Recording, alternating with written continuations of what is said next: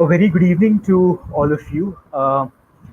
We got slightly delayed because we're facing a little bit of an issue with our screen sharing, but it's all resolved now. Welcome to the 63rd session of CENTA's webinar series for teachers.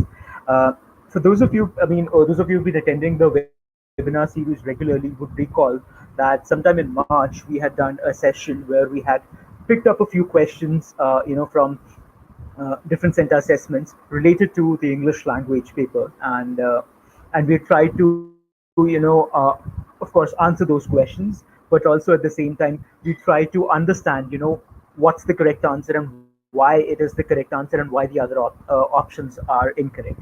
So this session, which is happening right now, it's in a way the second the second installment in some ways of that series. And instead of English, we are going to be picking up science questions today. And I have with me Mr. Rahul Panda. He's a dear friend, and he's also the lead of the assessments team at CENTA. And the session is going to be facilitated by Rahul. And Rahul is, I've known Rahul for over almost 4 years now, and he's brilliant at explaining concepts, and he's also the brain behind all the questions and the assessments that get created at Center. So he's like the perfect person to take you through this journey. Before I hand it over to Rahul, a quick announcement on the feedback form. Uh, you know the drill. The feedback form will be shared here in the live chat section at 5:45. So please fill that form in. But there's one important thing. While filling in the feedback form, you will be asked to enter the code of the session, and that code will be you'll see that as a ticker here from 5:30 onwards. So please enter that code while you're filling in the feedback form. So that's a slight change that we've made, but the other the usual drill that remains the same. And in case you're facing issues filling up the feedback form from the live chat section, you can always go to my center and fill it from there. So that's not a problem. Having said that, I'll hand this over to Rahul, and I'll also be sharing my screen because there was some issue that we were facing with Rahul's system, and I'll be sharing my screen and you'll be seeing the questions there. So that's pretty much it from my side. Over to you, Rahul. Okay, hi, good evening, everyone, and welcome to the second session of the question deconstruction that we have been doing for the different center assessments that we have done. And I know that it is April Fool's Day today, and so let me just take this opportunity to reassure you that none of the questions that we are asking today are actually pranks. These are very legitimate questions that we have been asking in different assessments. So before we share the questions with you, let me just tell you a couple of things about the questions themselves. So what I have tried to do in this session is that I have picked questions from across different domains. So there are questions from physics, from chemistry, from biology, and I have also picked questions which I thought we can all answer, right? So you need not have very in-depth specialized knowledge on these specific domains to be able to attempt these questions, and then we can have a discussion on why the questions were constructed that the way they were. Another thing that I would ask all of us to remember while going through this discussion is not to just get fixated on the questions themselves, but think about the larger design principles of what goes behind creating these questions and the options, the way that they are formed, right? That should be the crux of the focus while we discuss these questions. So let's just get started very, very quickly. Karthik, if you could please share the screen and we can all go to our Mentimeter poll and we can get started with the first question. So the Mentimeter link is on your screen right now. It's on the ticker below on the screen. And the code is on the slide that you can see on the screen. If you can all log into menti.com and type 1542884. Karthik, could you please make that full screen so that everyone can see it? Okay. I think it's already full screen. Okay. I hope everyone has seen the code. It's on the screen. It's 1542884.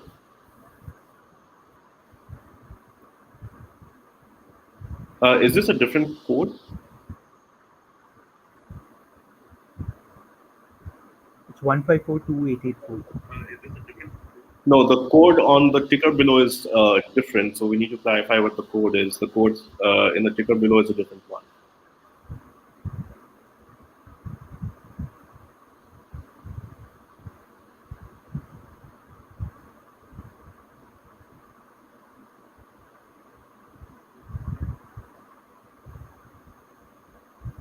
Okay, so I'll the also correct just code is share my. 331.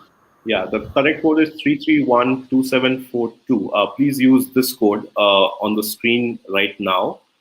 The code is, once you go to menti.com, the code is 3312742, not the one that you saw on the screen earlier.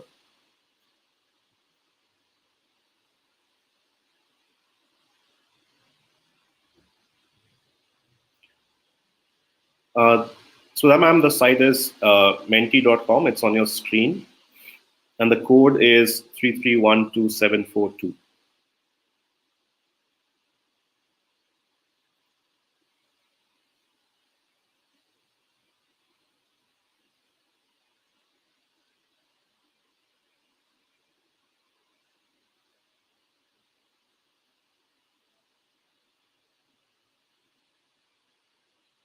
Please bear with us for a moment while we get the presentation back up.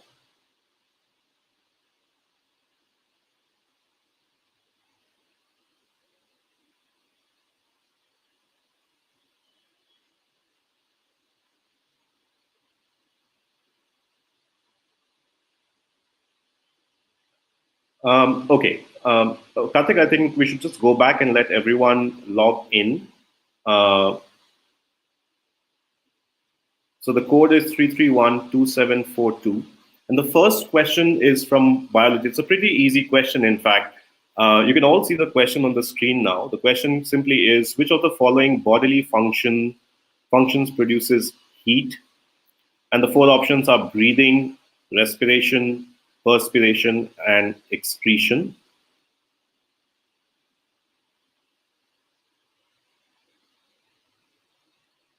Okay.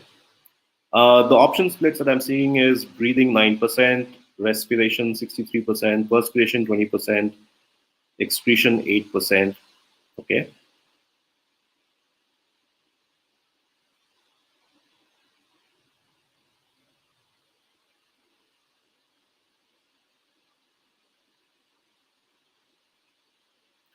Lakshmi ma'am says there's no place for typing code. Ma'am, you'll have to go to menti.com and then type out the code 3312742.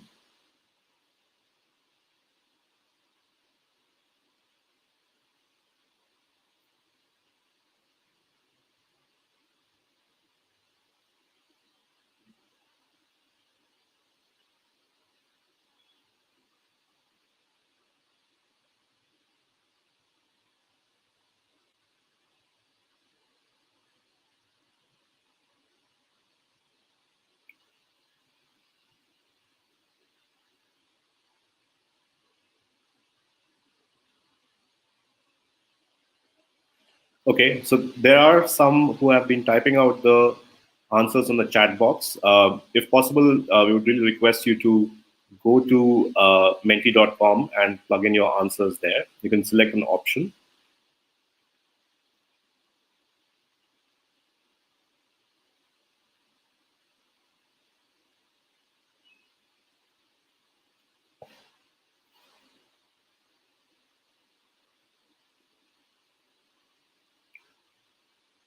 Uh, Someone says digestion. Digestion is not one of the options that we have. The four options that we have is breathing, respiration, uh, perspiration, and excretion. Uh, the code is on the screen. You can go to menti.com and the code you need to use to log into the poll is 3312742.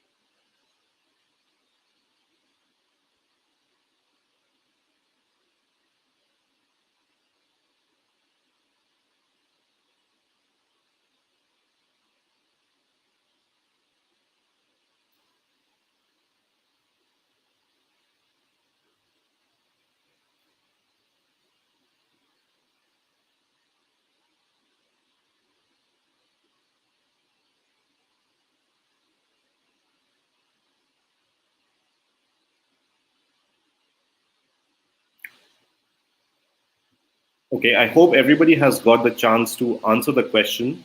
Uh, can we move back to the slides, please? Okay, now let's just quickly discuss what the right answer is. And before we get to the right answer, let's just discuss why the other three options are wrong. Of course, there's only one correct answer here, but we'll also discuss why the other three options are incorrect, right? And that's the process that we'll follow for all the questions afterwards as well. So, first, and the correct answer, Karthik, if you could click once, is option B, right? Respiration is the process that produces heat in the body. We need to understand what the process itself is. Breathing is simply the mechanical intake and outflow of air in and out of the body. That's just breathing, right? Perspiration is what we commonly call sweating.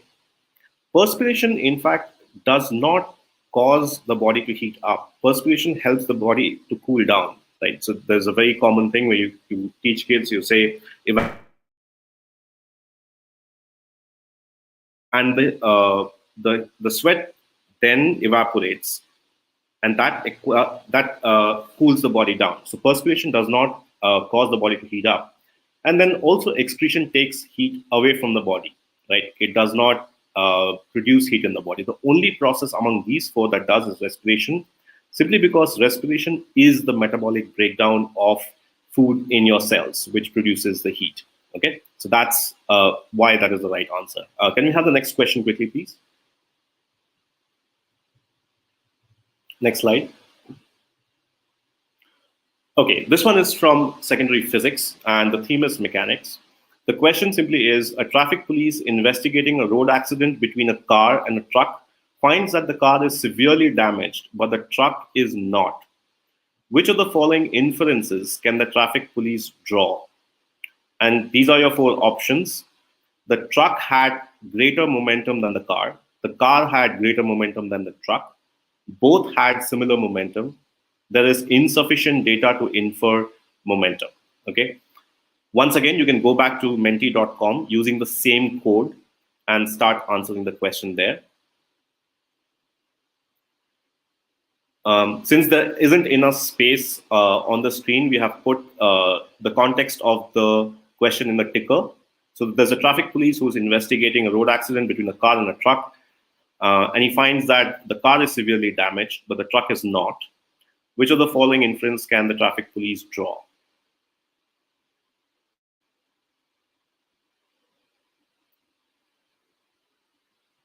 Okay, you have 1 minute to answer the question.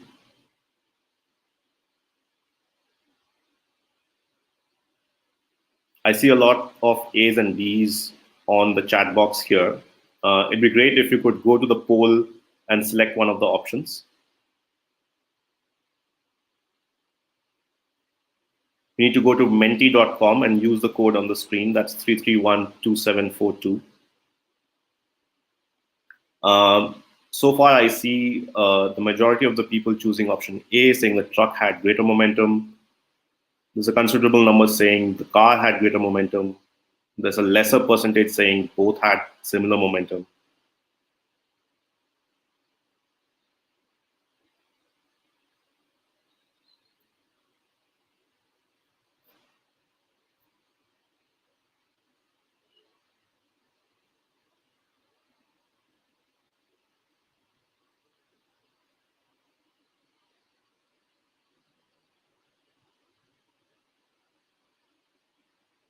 Okay, we'll get everyone 10 more seconds and then we'll move on to our discussion.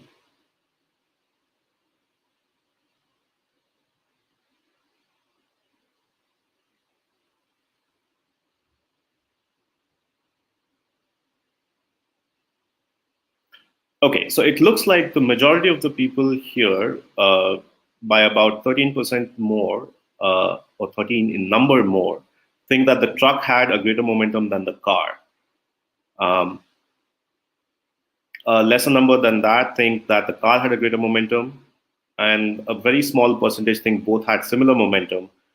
And then there are 14 people who think that insufficient data to infer momentum. Okay, let's go back to the slide and see what the correct answer is, and then we can discuss the questions. Can you click again, Karthik, for the answer?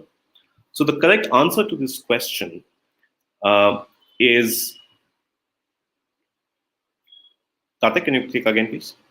It's option D. So there is not sufficient information for us to infer the momentum. Now, let's break this question down, right? So in order to find out the momentum of a body, you need two things.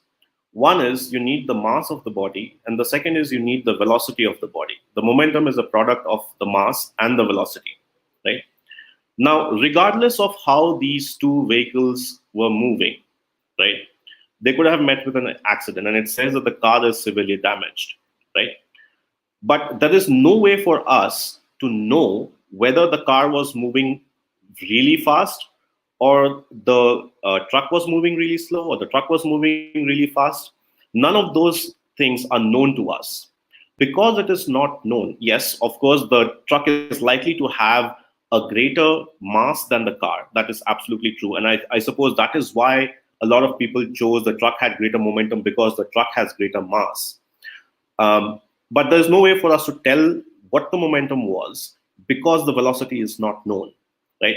So in this case, what we can say for sure is that there isn't enough data for us to actually say which one of these vehicles had greater momentum, right? Mass is not an indicator of momentum. You need both mass as well as velocity together to figure out what the momentum of a body is, right? So that's the right answer to the question. Okay, next question, please. This time we'll go to chemistry. And it's from physical chemistry. The question is, you need to choose the most appropriate option to complete the sentence. The sentence is, salt will start crystallizing out of salt solution placed in an open dish because evaporation of water will do what? First, changes the concentration of the solution, leads to reduction of solubility of salt, reduces the temperature of the mixture, changes the density of the mixture. Those are the four choices that you have. What you need to decide is salt will crystallize out when you place the dish in an open area, in an open dish in an open area, because of which of these changes. Can we go to the Menti poll, please?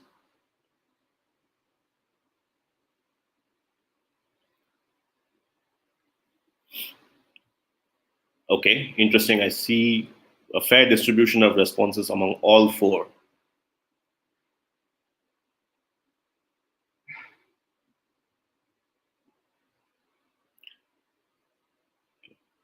Okay, while you're answering these questions, right, try to think about what is it that will bring about the crystallization of a solid from a liquid. It's not, the question is not simply about salt and water. That's just an example that we have used. But think about what can lead a solid to crystallize out of a liquid in which it is dissolved.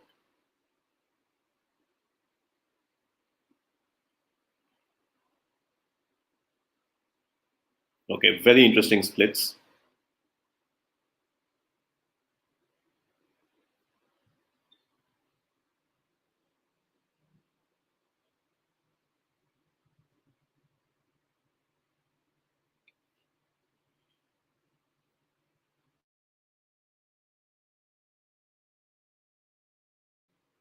Okay, let's take 15 more seconds to wind up, and then we can go back to our question.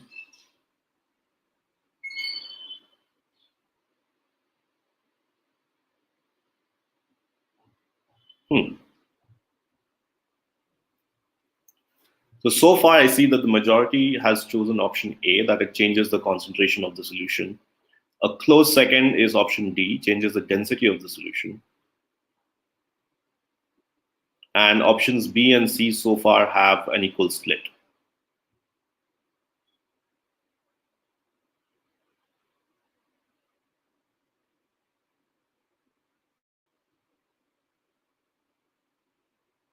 We have a teacher joining here us from Morocco. Hello, sir. How are you?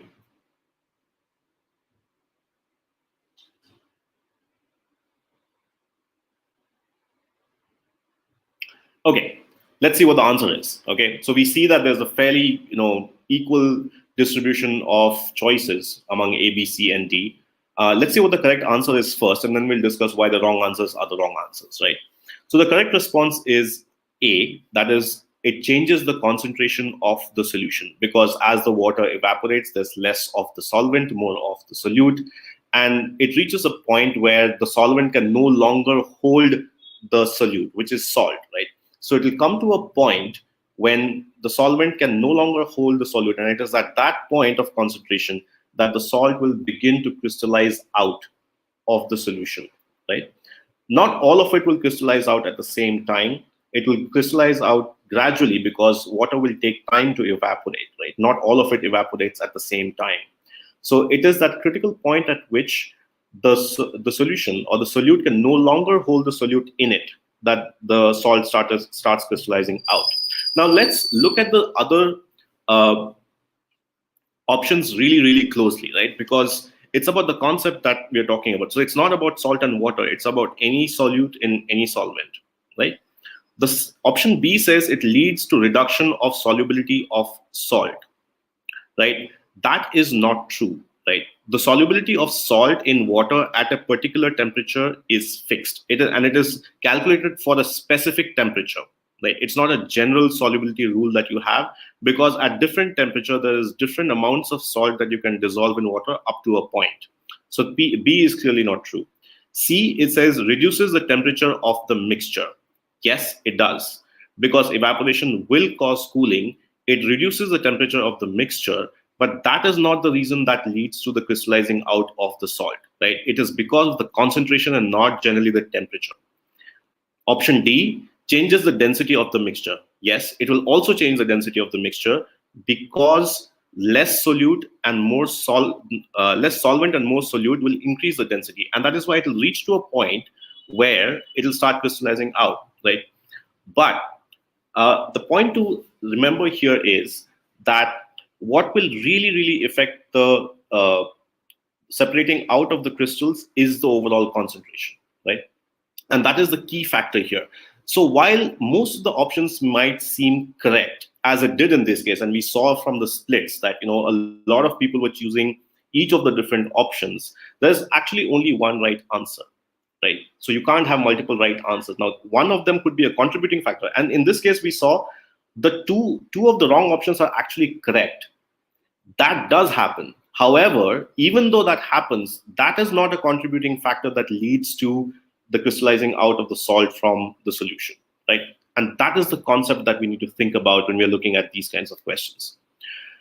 Okay, so I think Binya ma'am is asking, if possible, take questions related to misconceptions. They're quite confusing. Yes, we'll get to that. So we do have questions on misconceptions. We'll get to that. Now, these are three questions related to what we call subject expertise, right? Or conceptual understanding of the subject itself. And we saw right here, right, that misconceptions can be brought out through these multiple choice questions, right? Depending on how students answer these questions, we can figure out what kind of misconception could have led them to these kind of responses which are not correct, right? But as teachers, there is a larger problem here, right? We first need to understand, where do these misconceptions come from? Why do students have misconceptions to begin with, right? So what is it that we need to know about where these questions come from, right? Okay, so now let's move on to that little bit of background about misconceptions and how we as teachers need to think about it and where did it come from, right? Okay. Ranjita ma'am, I see your question. We'll come back to that in a bit. So you said that please talk about previous questions. The question which would be damaged more. In any case, car will be damaged. Ma'am, the question was not which one will be damaged more. The question was about which of the two vehicles had greater momentum. It was mentioned in the question that the car was damaged. So that was not the question at all. The question was which had greater momentum, and we discussed that it was actually not possible for us to find out which one had more momentum because we did not know the velocity. Okay. All right. Can we have the next slide, please, on So we'll talk a little bit about these misconceptions and try to figure out uh, how we spot them and where they come from, because it is important for us as science teachers to understand where misconceptions come from, right? Can we have the next slide, please?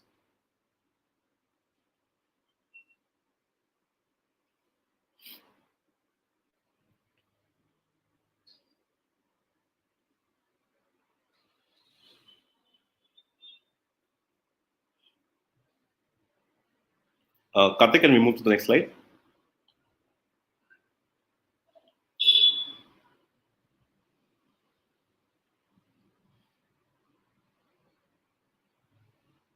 Sure, I think there's probably a connectivity issue. I'll just share my screen again. Sure.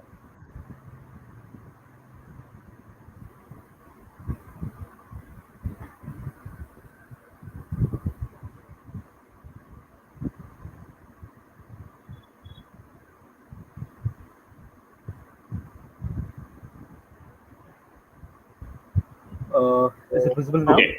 Yes, we can see. Can we click once? Okay, so let's just quickly go through. Yes, stop. So first of all, let's understand what a misconception is, right? A lot of people have a lot of different ways of saying what it is, but let's be very clear about what it is not, right? So not knowing a scientific fact or a theory is not a misconception, right? That's just lack of knowledge. It just means that someone doesn't know that fact or doesn't know that theory. That itself is not a misconception, right? Let's be very clear about that, right? So a misconception is simply an alternate explanation of a fact, right, or a theory, right? If you ask someone what gravity is and they don't know what it is, that is not a misconception. It simply means that they don't know what it is. That's just a lack of knowledge, right? Can we have the next point, please? Click once, Karthik. Okay. So what I'm going to do now is I'm going to list out some major causes that contribute to students' misconception, right? Again, this is by no means an exhaustive list. These are some of the major causes that lead students to have all sorts of misconceptions. And this is across subjects, by the way. Not, it doesn't just apply to science subjects, but also others, whether it is mathematics or languages or social sciences, all of those. So the first cause is, Karthik, can we click once? The first cause is ideas that children acquire from family, society, friends, that have no basis in scientific evidence, right? So these are things that kids hear all the time, whether it is from their own family or people around them, or things that their friends tell them. Right now, of course, there's social media. People hear all kinds of things and form their own ideas about different scientific theories. Those are what that is one of the major you know sources of misconceptions about how children acquire them, right? So that's one. Karthik, can we have the second point? The second is what we call vernacular misconceptions, or misconceptions arising out of use of language, right? um, I'm guessing that a lot of us here actually teach these topics or concepts in English, which is not the first language for most of us, right? So one of the reasons why misconceptions can arise is in how we say things, right? Sometimes we don't express it in the way that it's supposed to be expressed. Sometimes we try and translate it from whatever our native tongue is, and that translation doesn't work very well, and that leads to misconceptions. Sometimes we don't say things properly at all. We just miss out on completing an idea. Here's one example. I'm going to ask you a very simple question, and I would like you to actually type out the answer in the chat box. Okay, here's the question. The question is, what is friction? Simple question, right? This is something that all of us have gone through school. What is friction? If you could just type out the responses in the chat box, that'd be great. What is friction? Just type out the definition as you understand it in a few words. What is friction? Okay, I see force. That is one answer that I see. Wear and tear of tires, the opposite force. Okay. Friction is an opposing force, all right? Resistance to motion, okay?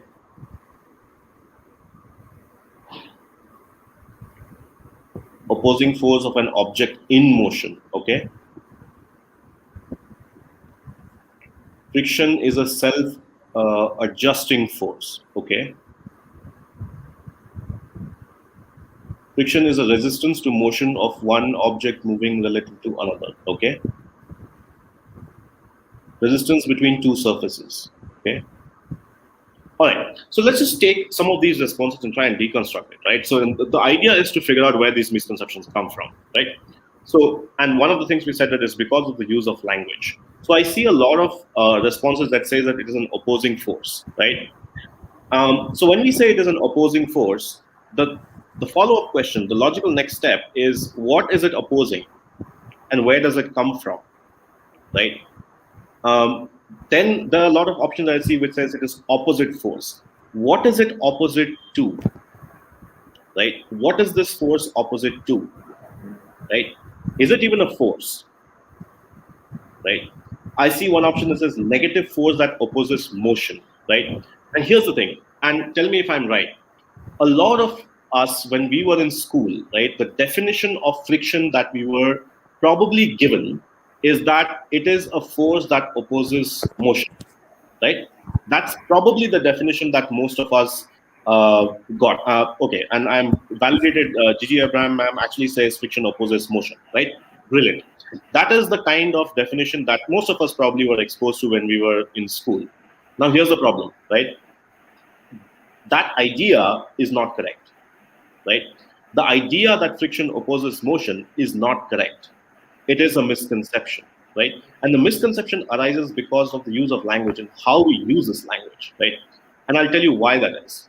So if friction opposed motion, we would not be able to walk, right? If friction opposed motion, we would not be able to walk. We walk because of motion, not despite it, right? And here's the reason, right? So let's say this is your foot and this is the ground on which it is, right? So what we try to do when we're walking is we try and move our foot like that, right? So what we're doing in effect is we are pushing backwards on the ground with our feet, and the ground then applies an opposite force, which we call friction, and that is what moves the whole body forward, right? So we are moving because there is friction. If there was no friction, we would not move. So friction does not oppose motion as a whole. What it does is it opposes motion, as someone rightly pointed out. I think it was Jairam, yes, who pointed out opposes relative motion. That is the correct term, right?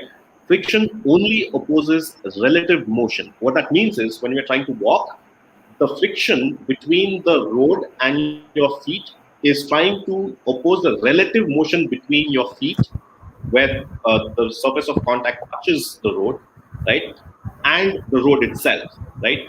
But the result is that your body as a whole is moving forward. So the only motion that is being opposed is between the contact surfaces, right? And so the correct definition, the conceptual definition of friction is that it is a force that opposes relative motion between two bodies in contact at the surface of contact.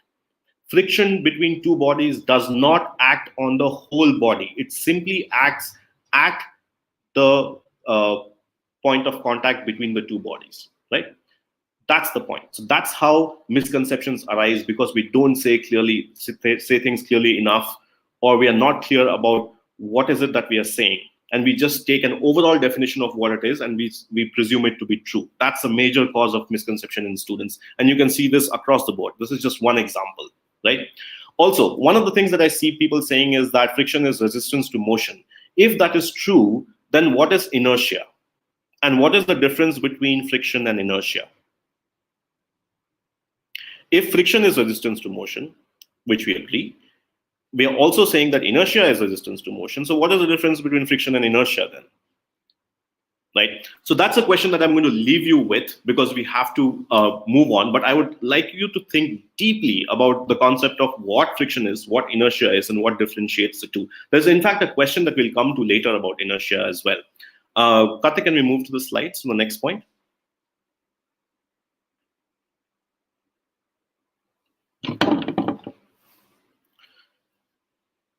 Okay, so we saw two reasons. The third reason where misconceptions come from is due to improper, incorrect description or illustration in textbooks, right?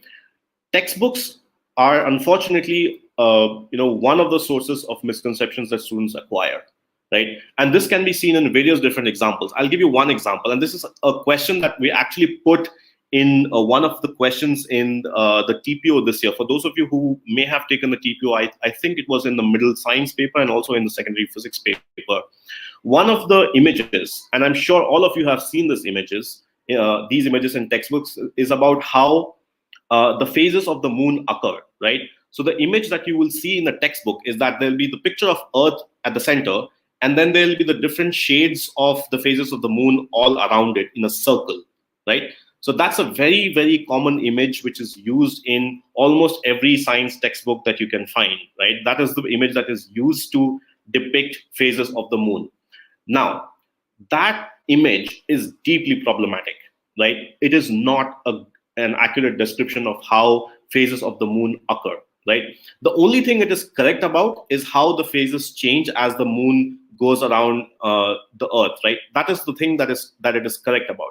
What it is not correct about is the relative position of the moon with respect to the Earth and the sun. The sun is, invariably never in the picture, right? The fact that Earth's and the moon's orbital plane are not horizontal, they don't line up, right? And that is a major misconception that that image can give students. They may believe, because they're looking at it that way, they may believe that the moon and the Earth are on the same orbit, the orbital planes line up. That is not the case, right? The orbital planes do not line up. And that is a misconception that it leads to because of a misrepresentation, right? And this is something that we must be careful about when we are either drawing pictures to represent something on the blackboard, or we are referring to pictures and material in a textbook. We have to be clear about whether it is actually leading to more misconceptions than it is solving problems, right? The last one, right? The last factor that leads to misconceptions is, Karthik, teachers, right? A lot of the misconceptions that we have, right, came from our teachers, right? Because of the way that they taught us things, or because of the way that they represented something. This is not to say that teachers were deliberately trying to give us misconceptions. That's not what we're trying to say here. But the point is, because we as teachers go on and use these diagrams, these examples, this kind of language in the classroom, it leads to students having misconceptions. And that is true of all of us, right? All of us have to be very, very careful about what language we use, what resources we use, and be cognizant that sometimes, even though our intentions are right, it may lead to misconceptions in students. And that is very important, right? The point of doing these questions, right, the subject questions that I showed you earlier, the 3 questions that we did, is that we think about these misconceptions, right? That is how we try and frame the options, right? We think about, okay, what are the possible misconceptions that exist, right? So even though the wrong options are wrong, they may seem right because we have all of these misconceptions in our head, right? The question right now for all of us here is to think about, how can we frame these kind of questions for our students? Keep in mind, the 3 questions that we solved are the kind of questions that we should expect our students to be able to answer correctly, right? It's not enough that we answer it correctly. The challenge is that we have to make sure that every single student in our class is able to answer those kind of questions correctly. And so the question that we need to ask ourselves is, what will get us to create those kind of questions and teach in a manner that students can acquire the kind of conceptual clarity and understanding that will enable them to answer these kind of questions. That's the point of doing all of these assessments, the TPO, and everything else that we do here at CENTA. Because eventually, what we really want to do is make sure that our students learn the best way possible, right? So that's the question that I'll leave you with. Like, what is it that you have to do so that your students learn that way and also are able to answer those questions, because clearly those are questions meant for students and not just for teachers, right? Our students should be able to answer those questions. Okay, now that we have talked about misconceptions, this is a great segue to move into our next set of questions, which is to do with pedagogical content understanding, right? So this is our first question. This is from physics, from a theme electricity and magnetism. When the teacher asks, and this is again related to a misconception, okay? And the idea here is, how do we remediate a misconception when we spot it, right? When the teacher asks his class to explain why a current carrying conductor produces heat, a student says that it is due to friction between moving electrons and atoms. What is the most fundamental misconception that may have led the student to this idea, right? And these are the 4 misconceptions that we are talking about. Lack of understanding of kinetic theory of solids, incorrect idea of movement of charged particles in a solid, misunderstanding that electricity increases friction, and finally, he is correct. There is no misconception in his answer, which means that we agree that when the student says that there is friction between moving electrons and atoms, and so he has no misconception. This is correct. Okay, if you can just go to the Menti poll and plug in your answers.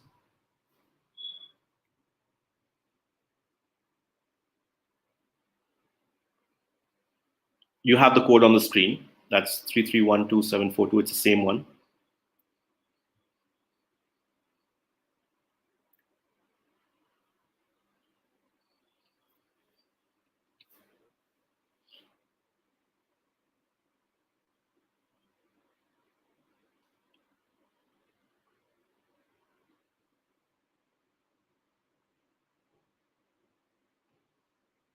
Okay, so we have the context again on the screen, on the ticker below.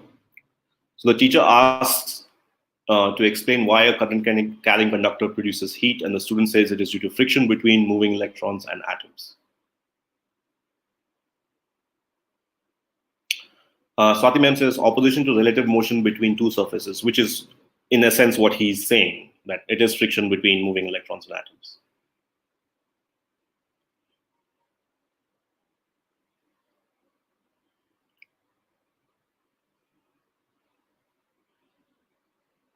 Okay, let's give everyone 10 more seconds and then we can move.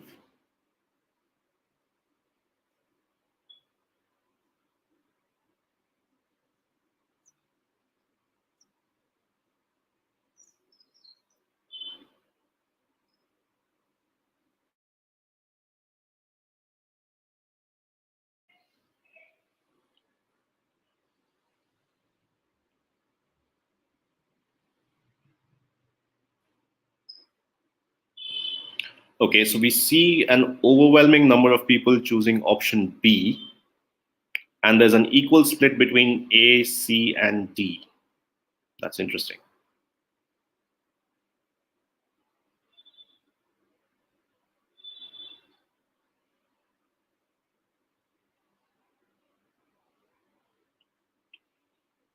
Okay, 5 more seconds and then we can go back to the question. Please remember the options that you're choosing so that you can link it back when we do the discussion.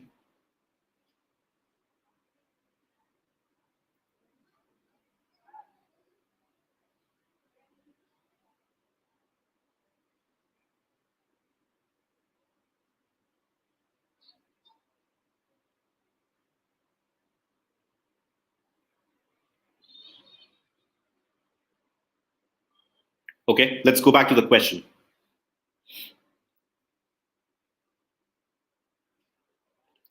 Okay, so I hope everyone remembers the answers that they chose. So the correct answer to this question is Karthik.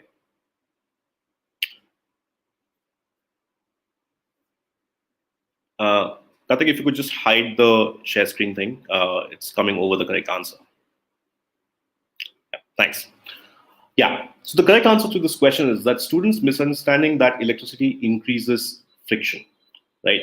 So that is the misunderstanding that has led him to this idea, right? That if you pass electricity through a current carrying wire, it will somehow increase the friction. And that is why he's saying what he's saying. Now, why is it that the other options are not correct? Let me just go through them very very quickly, right?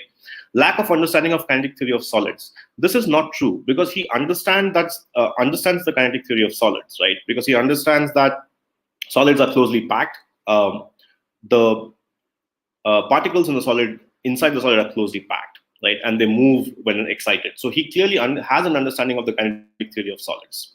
Incorrect idea of the movement of charged particles in a solid.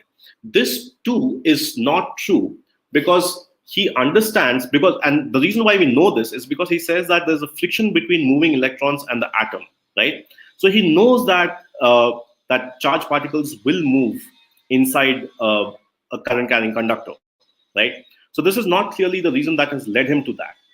What has in fact led him to that is that he misunderstands that electricity somehow increases friction, and that is why it is because of the friction that heat is generated. What generates the heat, in fact, is electrons bombarding into nearby electrons as well as atoms, right? That is what uh, has led him to this kind of misconception. It is not that he does not understand kinetic theory or that he does not understand how particles move in the solid, right? Okay, can we move on to the next question? Okay, we have a question here from Hema ma'am. She says, "Is God real?" Okay, so the answer to that question clearly is that it is not a scientific question, right? Whether or not God is real is not a scientific question, and that goes back to what the scientific method is. We'll get back to that later, but yeah. The next question that we have is from Bio. This will be the last question that we do, and we'll move on to some other discussion. Students in class 6 had the following misconception. If you cut the spines of a cactus plant, the plant will die, right? So a student believes that if you cut the spines of a cactus plant, the plant is going to die. What topic should the teacher teach to address this misconception? This is what we call remediation. When you find out that the student has a misconception, what do you do to actually fix that misconception, right? So which one of these will you teach to address this misconception? Chlorophyll and its function of leaves in plants, photosynthesis in plants, and adaptation for a habit.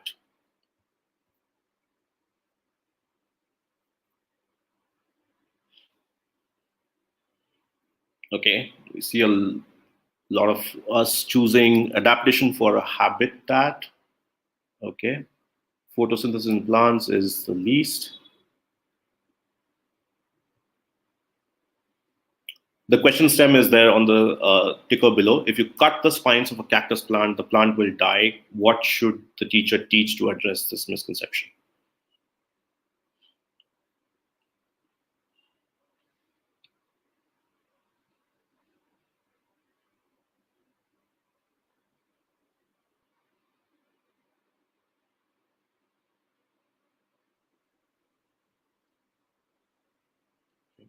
So it's important for us to try and get into the student's head, right? So what is it that the student might have thought which led him to this conclusion?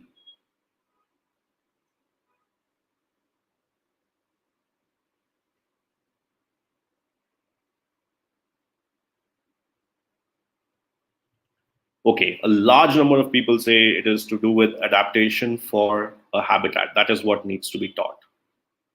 Okay.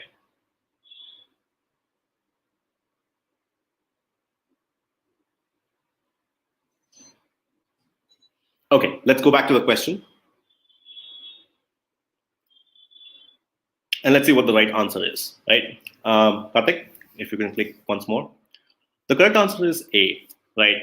So what needs to happen to address this student's misconception is that we need to teach the student the function of chlorophyll in plants, right?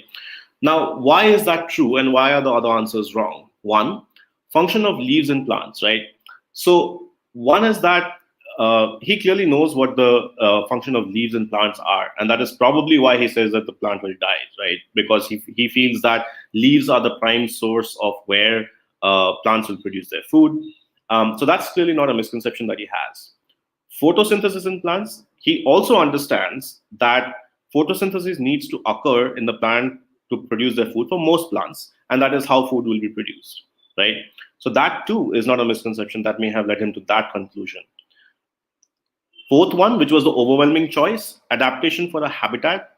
Now, adaptation happens in various different ways in different scenarios, right? Simply because we are talking about spines in a cactus plant does not necessarily mean that the student does not understand what adaptation for a habitat is, right?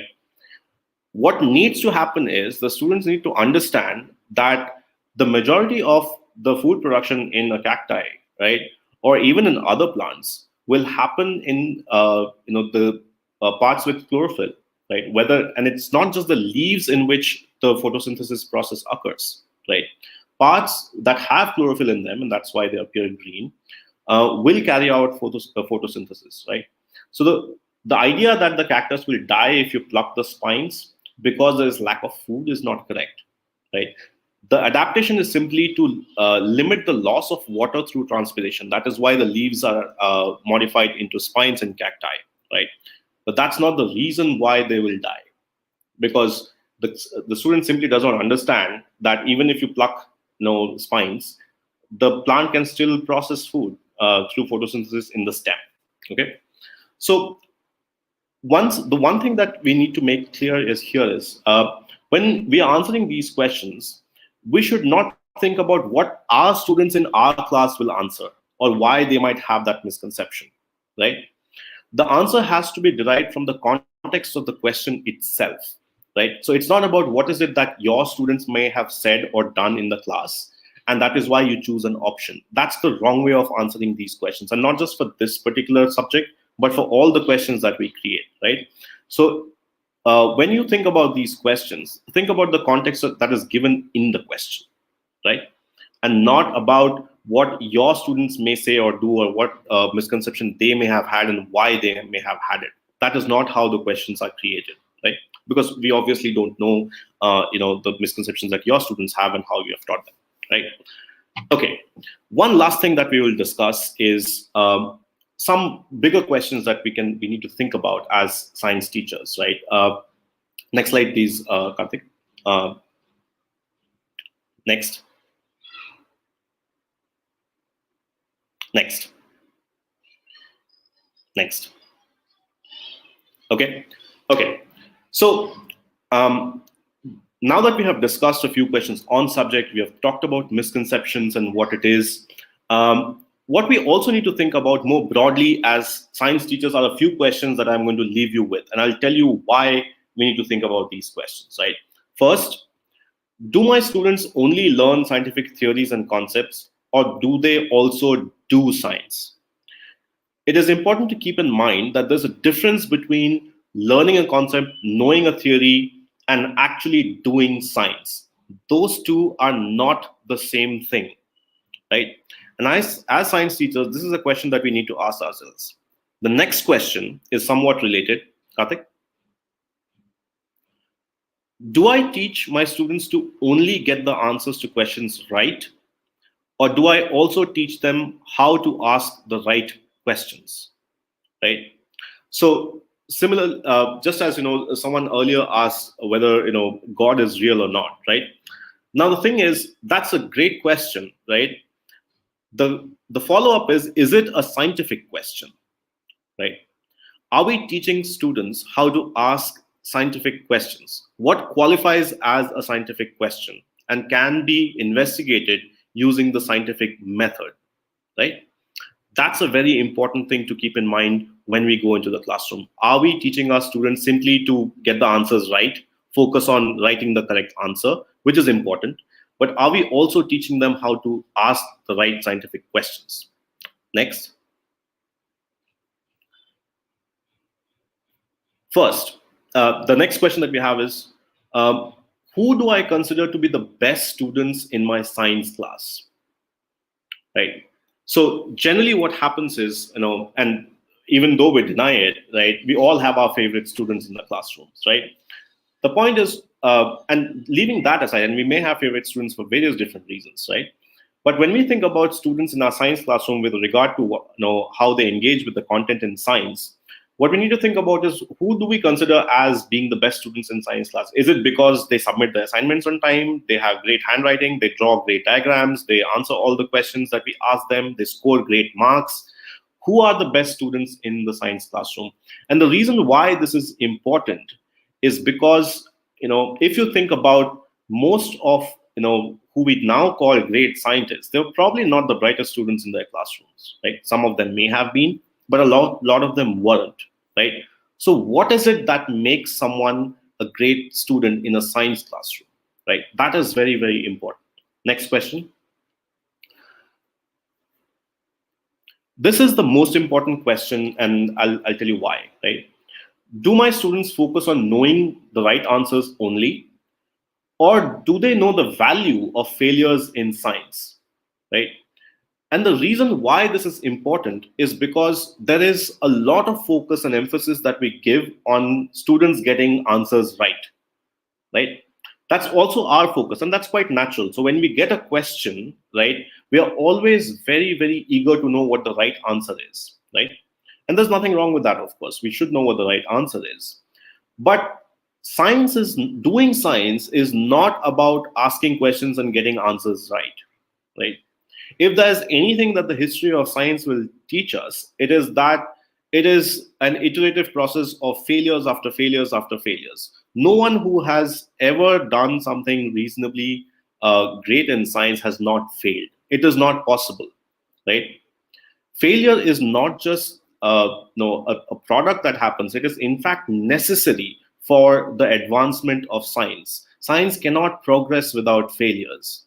That is very important. And so, are we teaching our students how to fail and then learn from those failures? Or are we only teaching them how to get the right answers all the time? Right? Because that is not how science progresses. Also, that is not what science is. Like knowing something that has been discovered and figuring out and knowing the formulae, applying the formulae, solving questions, writing answers, tests, although important, is not what science is. That is very, very important. Okay. All right. So with those thoughts, I think we should bring the session to a close. It's way past time. Thank you so much, everyone, for engaging in this session. And we look forward to having you all again in the forthcoming sessions on more question analysis that we do. In case you have any further questions, I'll be happy to stick around and answer those. Please type them out on the chat box, and we'll be happy to take those questions.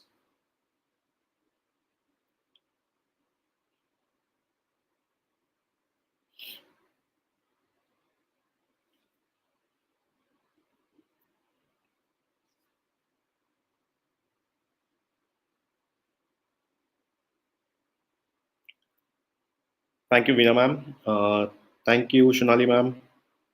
Thank you.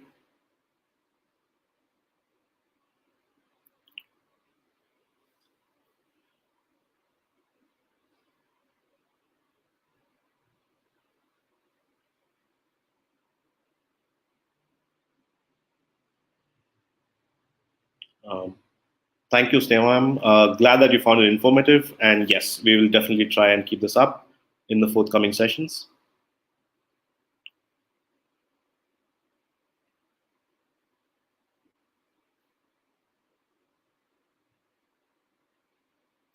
Rashida ma'am says, how as a teacher we should be thorough with concepts. Okay, so that's a general question that we get from all kinds of, whether it's students or teachers. And the simple answer to that question really is to learn using different tools, right?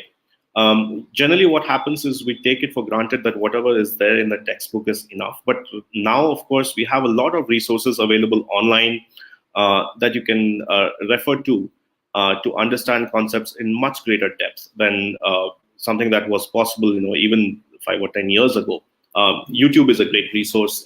You have a lot of great websites online where you can actually access all of these resources. And also, there are a few resources that we have been curating on the MyCENTA portal. You're welcome to go and have a look at those. But even beyond that, there are a lot of open source material available on the internet that you can refer to. The one thing that I think is very important to do is to question our own understanding of the concept, about how deeply do we understand it, right? And one of the ways, of course, is to trying and answering these sort of questions that we put out on MyCENTA from time to time, but also trying to see what other kinds of textbooks and materials are saying about these things, right? And it could apply to any of the concepts that we teach, really. There's a lot of material out there. Money Ma'am is asking how to find and make such questions. Is there any trick? Um, so I don't know if it is a trick, but the one thing that I would say is to try and figure out what misconceptions exist in students, right? And you will hear about it even when you are teaching in the class. You will hear students give these kinds of answers, which will give you ideas to how to frame these questions around those misconceptions. So that is a very important thing. The second, of course, is how deeply do we understand the concept, right? That's a very important question to reflect upon on our own. So it's not a question that you need to answer to someone else, but to really think, do you really know a concept as well as you think you know it?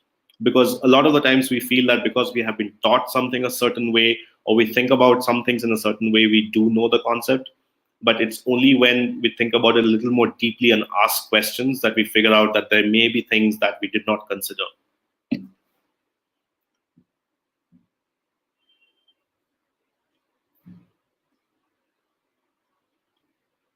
How to tackle students who have a lot of misconceptions.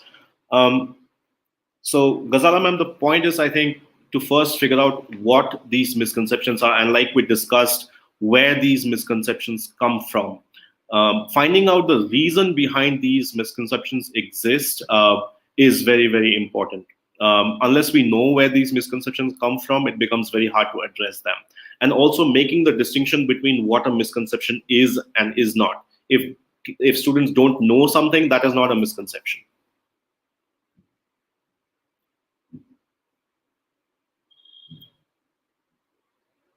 Can multiple choice questions assess all areas of learning? That's a good question. So actually, the answer is no. So all of these different formats of testing, whether it is multiple choice or essays or research papers, whatever you call it, right? Now, all of these have their pros and cons. There are some things that multiple choice questions can do that subjective questions can't. There are other things that subjective questions can do that multiple choice questions can't. One of the advantages of multiple choice questions is you can do them very quickly and get to know about students' misconceptions in a very quick turnaround because you can do it very easily in a classroom. So that's a very big advantage of multiple choice questions. And it's also very easy to evaluate, right? So if you can use a tool like Mentimeter or any of these polling tools, it's very easy to evaluate. So it's very good for formative assessments in the classroom um, while you are teaching. So it could be a really, really good and powerful tool. Um,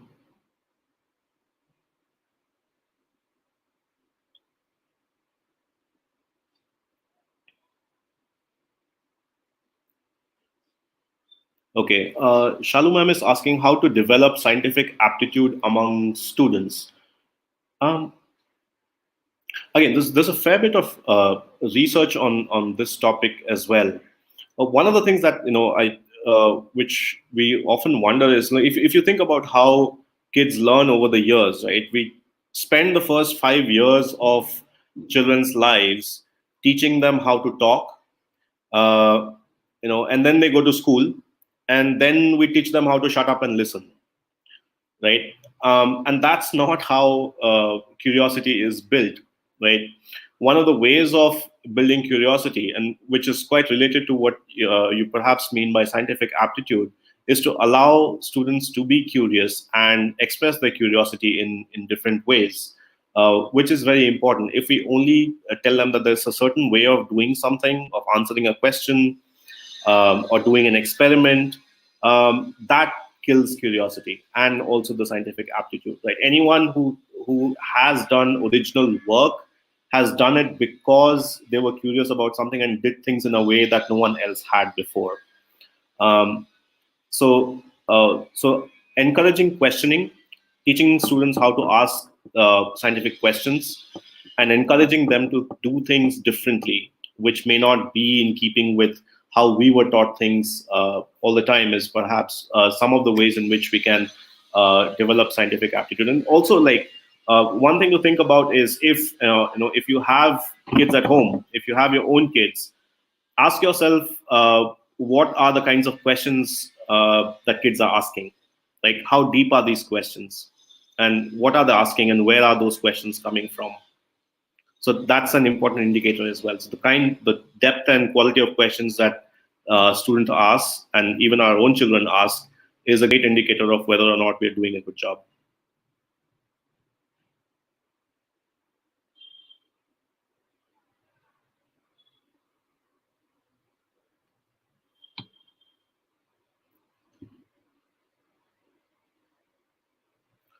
Um, Tarun sir is asking, what are their categories of multiple choice questions?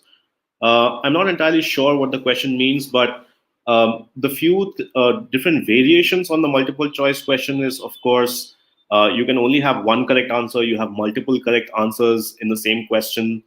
So those are the few different categories of questions that you can ask in the multiple choice format. Nitika ma'am is asking how to frame critical questions. Well, I mean, like any question can be, framed critically, depending on how we ask the question, right? So even the question that we discussed earlier about friction, for example, it on the face of it, it's a very straightforward question. Um, but it's only when we dig deeper and try and find out what the meaning is and what the implications are that that question becomes critical. And that is when you're critically looking at different aspects of the concept. So it's not just about a question, but about what those questions lead to. So in fact, the simpler the question, the harder they are to answer.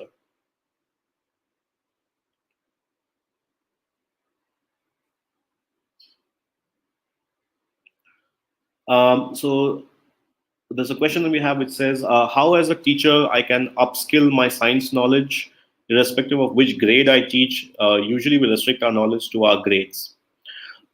So there are certain concepts that are not grade specific, right? So friction is one of those examples which goes across grades. And even other concepts, whether it's biology, for instance, where you're talking about photosynthesis, the complexity of the level of complexity at which we deal with these concepts goes on increasing as we move forward, at least from the point of view of the school curriculum.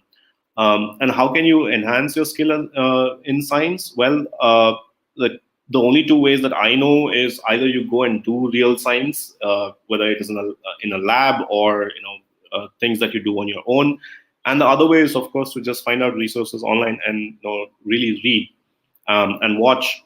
There are now excellent videos available. There are great explainers of concepts. That's certainly one way of doing it. Um, can you share framework for all types of questions? Nazia ma'am asked that. So Nazia ma'am, I think we have some resources on the MyCENTA portal that shows you these different kinds of questions that you can ask. So I would request you to please refer to those.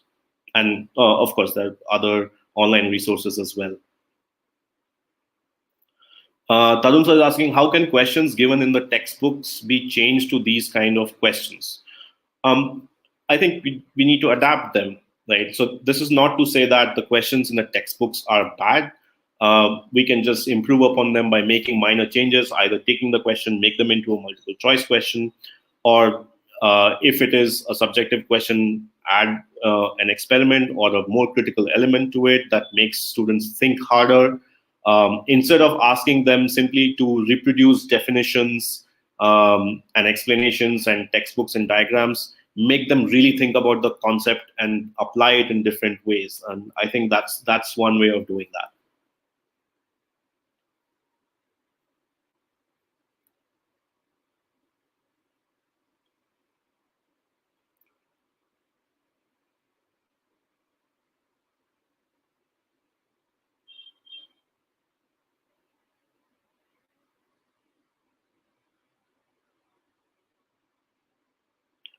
Uh, Suman ma'am says, I feel we have math. PS question. I'm afraid I don't understand the comment, but thank you, ma'am.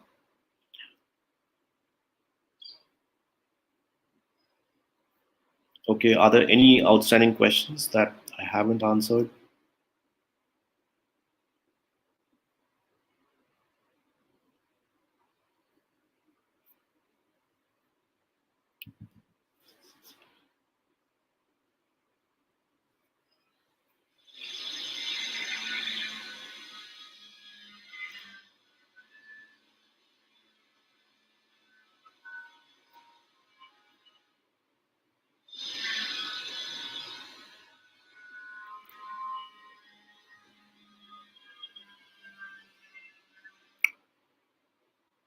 Uh, Geetika ma'am is asking for a code. Okay.